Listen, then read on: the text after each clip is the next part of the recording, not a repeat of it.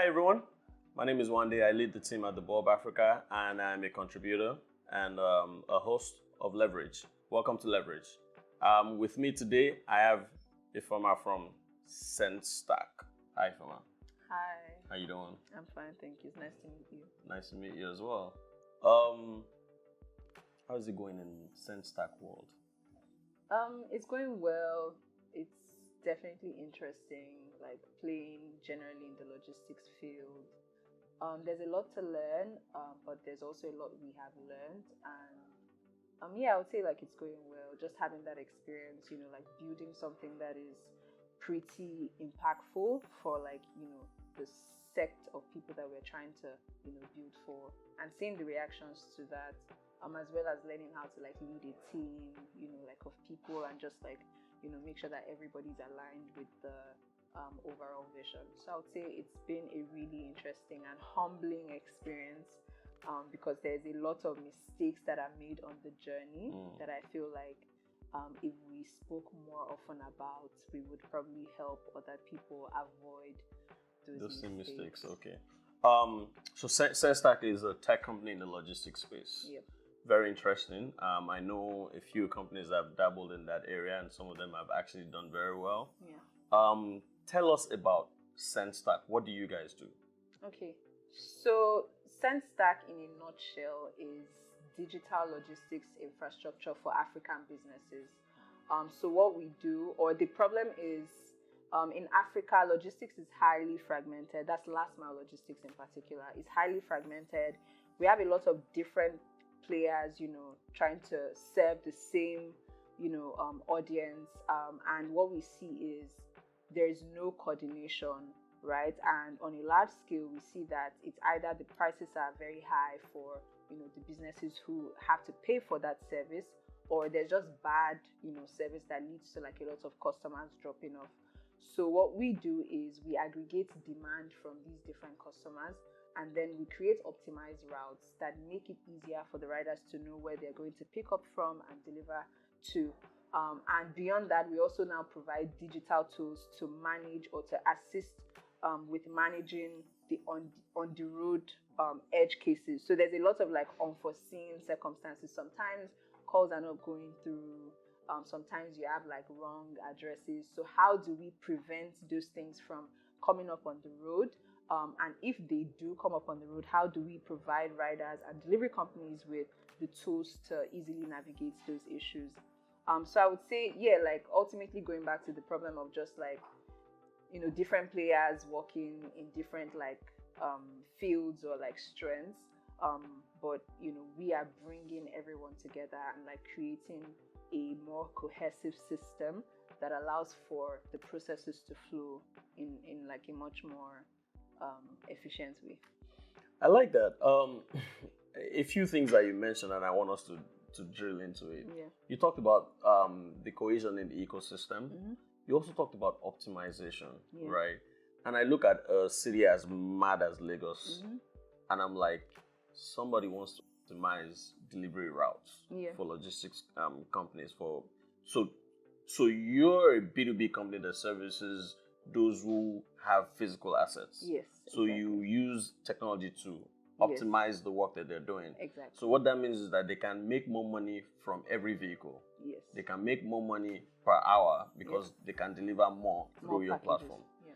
That is fantastic. Tell me how you are optimizing through. Is it that you have Google Maps of all your different riders, and then it's giving you an alternate route, and you say call that rider, tell that rider to go that way, or it's changing the route on the rider's GPS as they're going? How do you do that optimization? Because it's very interesting to know that you do that. So obviously trade secrets, but don't worry.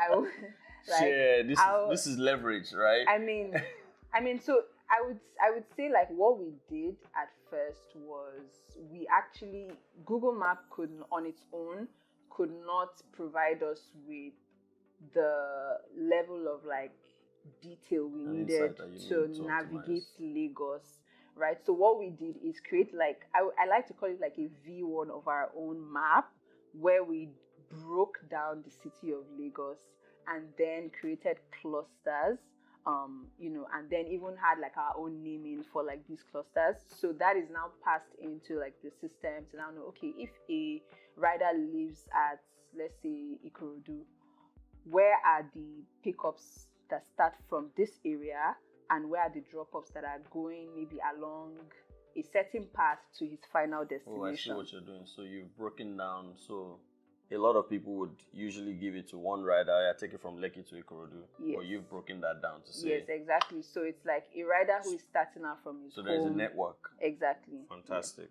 Yeah. So do you have competitors right now doing the same thing, trying to optimize and digitize logistics? I mean there's competitors on like different scales, Okay. right? There's the on-demand guys who have been doing great work, just processing, like just solving for that first layer of processing delivery requests. So before these guys, I would say a lot of people, even till date, use WhatsApp to like text the location, the number. But we have those guys who have solved that first layer of booking and payments. Yeah. Right, and they're doing well with it. But I think when you now put our solution into context, we are not exactly competing with these guys. Our solution ultimately is going to augment what they're doing, because we are now providing technology that would even help their own fleets to also be able to scale and plug in.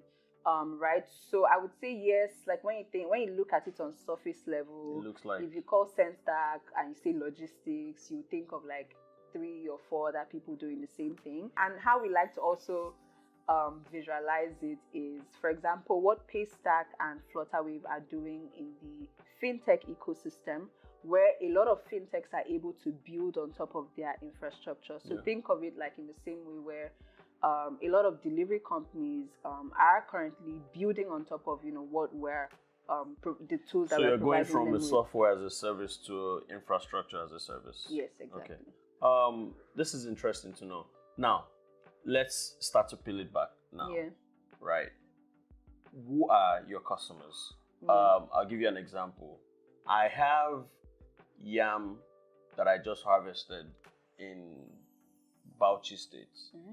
I have a buyer in Mile 12 in Lagos State. Right. I know that there's Kobo 360 for that type of solution.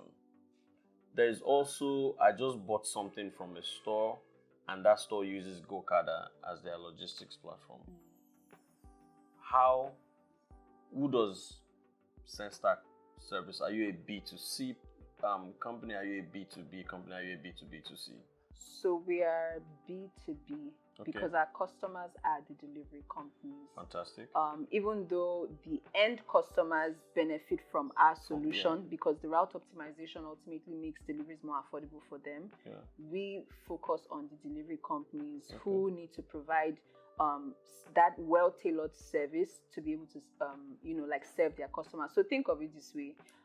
Any delivery company you contract today probably has about 3 to 5 SMEs that they work with on a day-to-day, but our solution is really, okay, you have these 5 customers, but you're overwhelmed. You need to go and hustle every day for your own orders. Sometimes you need to go and do marketing that you don't exactly have the money or the budget to do. And then when these people come, you're also negotiating delivery prices. There's no standardization. And sometimes you have orders that you cannot fulfill, so you even outsource. Even though they come through you outsource to someone else because you have access to that network, right? So it's like, how do we provide you with these tools to automate these processes? So if you're going to give your your customer pricing, how do you know what pricing to provide them with? When they've booked the delivery, when your rider is about to fulfill, how do you communicate with the sender, with the recipient? How do you do all of these things more efficiently?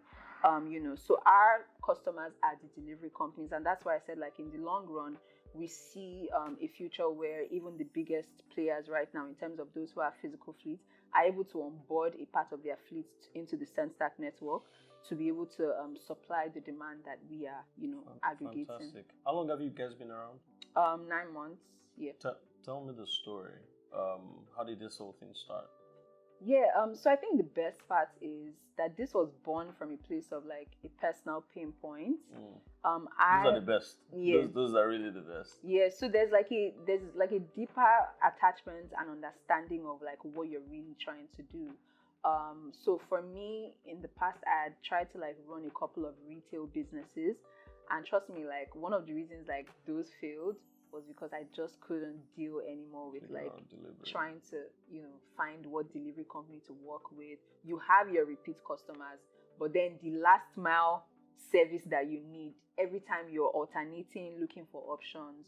So that was one. And then when my co-founder and I met in 2020, we were working on an e-commerce product that was for retail automation, and we needed logistics partners to plug into the network, but we didn't find anyone that was well suited for the businesses we were serving. So they were either like really expensive or like making us do a lot of manual work where you have a tech platform but you're still using WhatsApp to book deliveries for these people. So it was a lot, like it was a whole mess. And then we're like, okay, let us build this thing for ourselves. So we started out, we added our own logistics into that platform.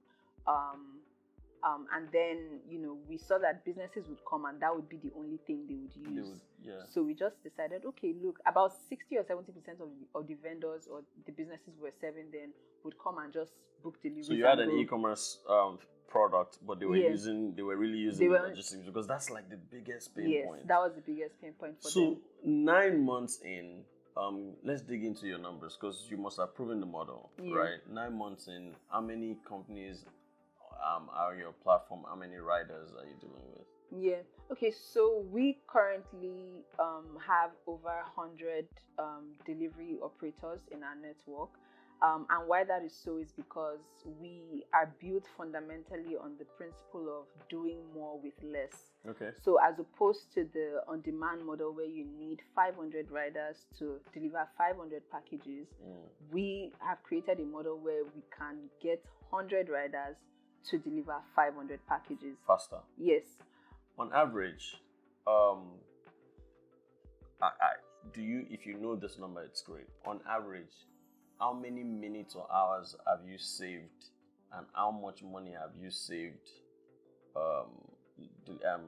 Your customers, the logistics companies that are using your product. Yes. So I think I don't want to give any like wrong figures, but I would say from the feedback we've You can approximate, by the way. Yeah. I would say that we've made them more productive in the sense that they are spending less on trying to market their own service. Okay. They are also spending less time sourcing, sorting, and assigning deliveries. They're also spending less money on fuel, for example, because our model allows for riders to, even though you're going from point A to B, it's like how many deliveries in between are you going to fulfill? So you're delivering more packages and you're basically making more money in a day. But I think the best thing for these companies is the stability that comes with our model. So they don't have to, because they're not experts at it. They're experts at riding on the road or like, just, I don't know, communicating with customers. But we have saved them a lot of stress from doing things that they don't have the expertise to do.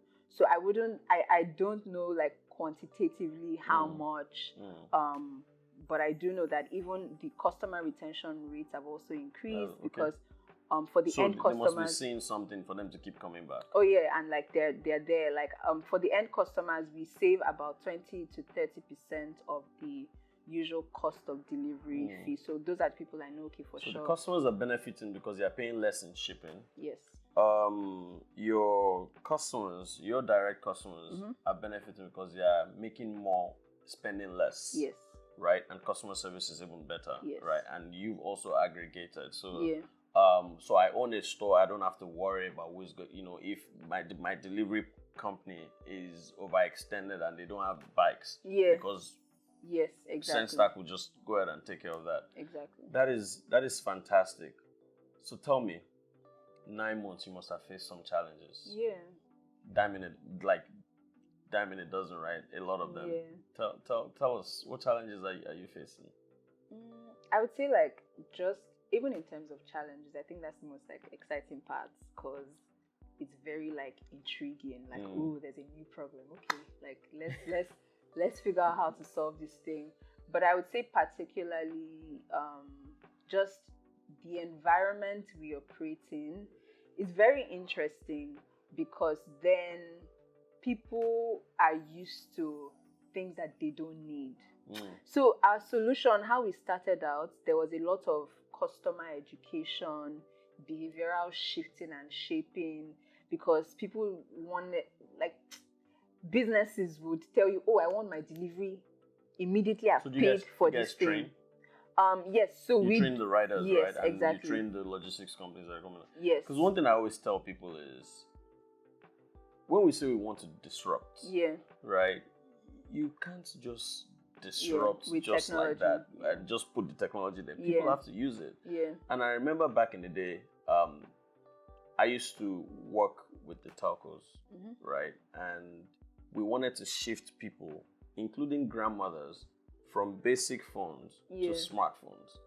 We had to come up with a system where you can go to any of our locations every Thursday for training on how to use a BlackBerry. And it was free. Because the more people now got used to a BlackBerry, the more they could say, okay, my next phone or my husband's phone or my son's birthday present is a smartphone because it's easy to use. Fantastic. So there was a lot of like that, like behavioral, like shaping and shifting, because we're basically the solution that you did not know you needed, and that's why it's very important that even though you listen to your customers, as founders who have insights on what customers need, what your team needs, and what investors probably want to see, you have to be able to draw all of that context to create like the right fit. I know, like we like to say customers are always right, and in some sense that is true, but customers sometimes only consider themselves. Customers are always right, but customers don't always know better. Exactly. So that's like, because if you give them more information, then, are you regulated? Because what I'm hearing is you're Logitech. Can I call you Logitech? There's a company called Logitech. Yeah, I know. So you're a logistics tech company. You don't have bikes on the road that belong to you. You don't have cars that are doing delivery. That you don't have assets. Yeah, we don't. So are you regulated? I mean, we're in Nigeria, and everyone is regulated. By default, you are regulated. It's so funny that this country is by the book, and people don't know this. Yeah. But so you guys are regulated. I know logistics is regulated by NIPOST. You guys are regulated by NIPOST. Yeah, we consider ourselves as such. I won't even ask you how it has been because we all struggle with regulations, and we're not necessarily against regulations because they guide. But it would be nice for regulators to support the ecosystem, especially when we're bringing technology in. But I can see how. So, for example, if you run a fintech, right, the CBN is the regulator for financial institutions. I can see how they want to make sure that they put measures in place to make sure that when you're dealing with customers' money, you know, you are. So I'm sure that NIPOST is doing that as well. Tell me. You guys must be making money. Yeah. You guys are already making revenue. I mean, it's such a primary need. Yeah. So it's something that there was never like a free testing period or like free trial or command. You guys are just making money from day one. Like all we needed to do was craft out the messaging from the benefits of the route optimization for the riders. And that was enough to, attract the first set of like customers. And I think that there's a real need. Another thing that I was thinking about as you were speaking is even you could serve the tech ecosystem, because as people are building their own platforms, e-commerce platforms and all of these things, they need to embed logistics, right? Yes. And you see a situation where a lot of them may actually have to go and build. Yeah. Whereas they could just. So you guys also, do you guys sell APIs? Yes. Yeah, we do, and we had worked with a few fintechs earlier on for like card deliveries, because one issue we noticed that they faced as well was like not having enough visibility on, like how to track the cards when, they had pushed them out. Are you guys affordable? Because we have a product that we need to deliver cards. I mean, so affordability is relative. I think something I'm also very like. Prosper, you're laughing. We need something I will take upon myself to do is to actually get rid of that mindset that logistics is like should be like a very cheap service. Yes, affordable, but we see a lot of businesses are free. Those cards are free. Yeah, and then charge your customers. If the cards are very valuable, they would pay for them. Because then we would see like because the cards were free, we've spent money trying to deliver to you, and then you're not around or you don't expect it, so you don't something you didn't pay for. It's different from how you would treat something you paid for. So I think if you guys need to charge, please. What's your footprint like? Are you covering all 774 local governments in the country, or? I mean, so because our solution, so first of all, I think another principle we have, because we have like theories that guide us on like decision making, is the power of concentration first. Fantastic. Makes it possible for you to build. To now like branch out. Exactly. So we're quite niche because we can't be everything to everybody. So I think the first question that we got at first was, why are you guys not doing international? Why are you not doing interstate? But then when you now really like look at what needs to be done, and that's why like even though people say logistics is oversaturated, please, if you have any solutions, still come. We need like as many hands. So we're currently intra-city.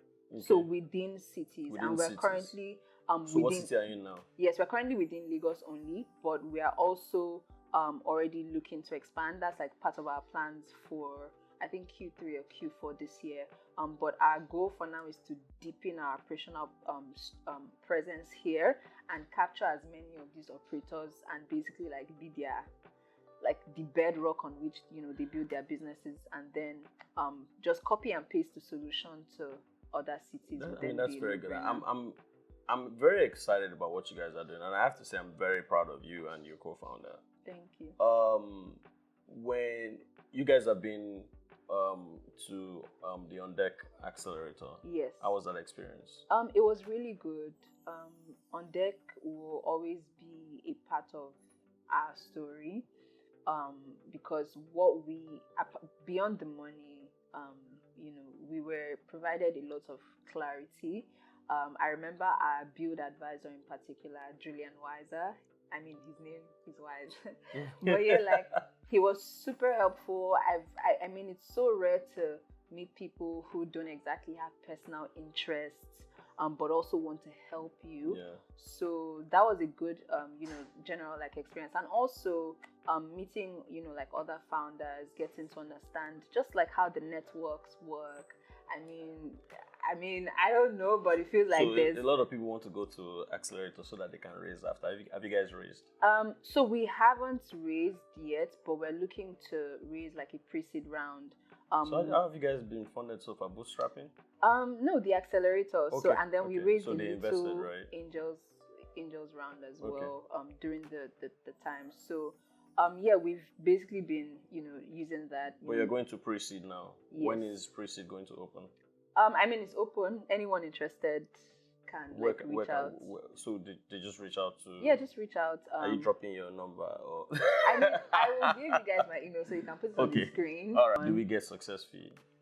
If you make successful referrals, I mean, but yeah, like we're open to having those like first day conversations, getting feedback and hopefully money. But I think something that's also important as an early stage founder, or even a founder generally, is not to put all your eggs in one basket. Absolutely. So regardless of a raise, we are going to figure this thing out. Absolutely. But then it would be nice to get money, because then you guys need to grow as fast as possible. Yeah, and I mean, again, you're solving a really good problem, right? And you guys have seemed to learn over the last 9 months and figured it out. And then but as you grow, you would face newer challenges, and some of those challenges you need to throw money at it. So I think for us it's just about finding the right partners, also read as investors, because we want people who ultimately understand the heart of what we're doing. We want people who are ready to listen, not just classify us with every logistics solution that you've heard of before and have like biases against. It's like we want people who, even beyond the money, are able to provide, a level of support in building out the business, because at the end of the day, when we are successful, you are also successful. Have you accessed grants? I mean, I was recently nominated for the Aurora Tech Awards. I mean, getting grants is not so easy as well. It's not. But I mean, you can get some grants that is not necessarily cash grant, but they save you money. Yes, right? Exactly. So, and I think we can take this after the fact, so we can offline, so we can talk about some things. In wrapping up, I think we've touched on the business, the product, your customers, the competitive landscape. We've even talked about funding. What is it that you would like to make sure Leverage puts out there? Oh my God, it's like when people ask you what you want, and now you don't know what you want. Let me think about it. You always need to know. You always think about it. Yeah. Two things actually. Funding and talent. Those two things, would really, I think, like finding the right talent on time, like. So, are you having challenges with operational talent or tech talent? No, it's not really issues. It's like before the issues come up, you have to be prepared. So which one is harder, operational or tech? I can't speak for tech. Okay, so you're worried about you. I mean, no. I mean, I've heard that it's harder to find, like, I don't know if it's true, like engineers. Good all engineers of that are expensive. Exactly, They're and very then expensive. there's a gap between junior engineers and the really senior ones. Very big one. Exactly. Yeah. So I'm familiar with some of those issues. So that would also be a good thing to, prevent. I mean, so you guys have a CTO, right? No, but my co-founder is technical. He's technical. At some point, we're looking to bring. We can meet with him and see how the bulb can help. Bridge that gap of tech talent.